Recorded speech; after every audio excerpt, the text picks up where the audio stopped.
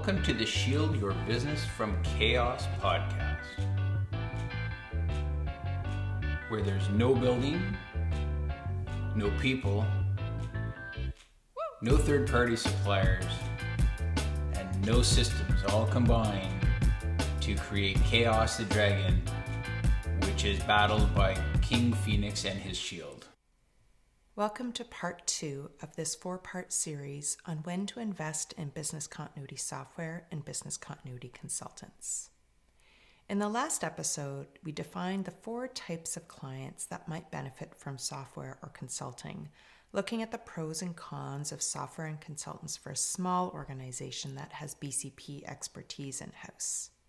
If that sounds like your organization, I encourage you to go back and have a listen to part 1.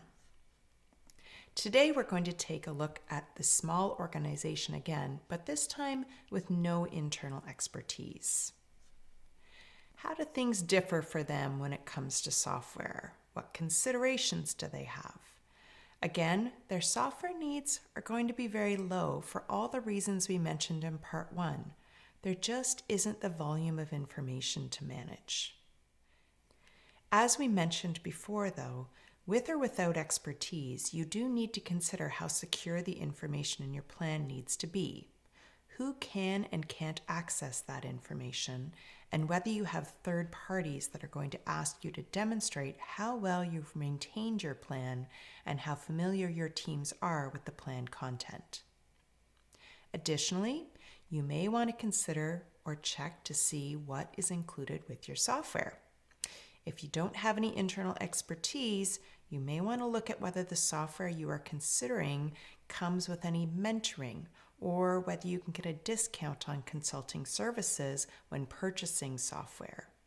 Just be careful when looking at software pricing that you're not paying more than what you need for your software in order to get consulting services that are far more robust than you need for the size of your organization. So similar to the software needs of a small organization with internal expertise, you're going to be looking at the same features with respect to software even when you don't have any expertise. The 2 additional factors I've added here are mentoring and templates. Anytime you can get a few hours of expertise included, why not? And if there's already template content included in your software, you have a structure you can start from, which will save you time and both head scratching as you try to figure out where to begin and in the actual writing of your plan. Now, when we get to consulting, there's no in-house expertise. Sure, the needs may be greater, but they don't have to be. There are some key questions you're going to want to ask yourself. First, do you have any internal resources that could tackle this work even if they don't have the skills yet? No need to pay a third party if some of your internal folks can do the heavy lifting. Second, how quickly do you need your plan? While you may have the resources, can you get them up to speed with some minimal guidance or education so that they can get your plan written in time for whatever regulatory or customer deadline you may be facing? Third, think about the long term when you embark on a BCP. How are you going to maintain and exercise your plan? A BCP is a living document that is going to be constantly changing and needs to be exercised to ensure it meets your needs and to meet third-party requirements. Do you have the resources for this portion of the work?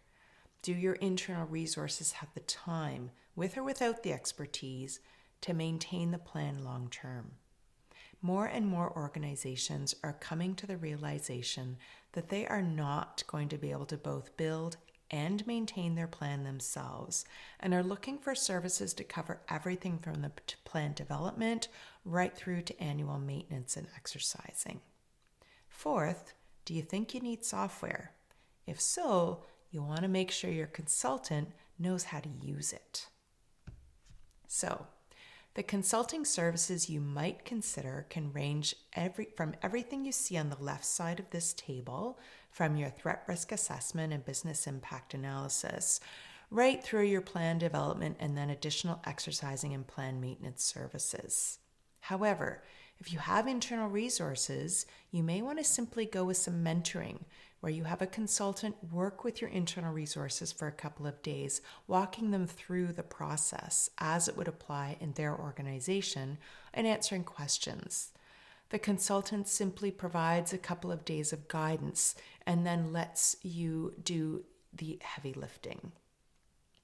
Lastly, sometimes you find yourself in a situation where you had the expertise, but that expertise has moved on. So now you have a plan that is aging, and your inexperienced internal resources have decided to take on that responsibility. Again, a little mentoring can help here, but so can a gap analysis or a plan audit, so that your new resource knows where to focus their energy to ensure your plan is complete and current moving forward. So that finishes up part 2 of our 4-part series on when to invest in business continuity software or business continuity consultants. In our next part, we'll take a look at when software and consultants might be useful in a large organization with internal expertise. I'll see you right back here for part 3. Use King Phoenix and Shield with its mapping, its dashboards, its permissioning, its dependency mapping, and its automatically redacted plans to shield your business from chaos. Kingsbridge, BC.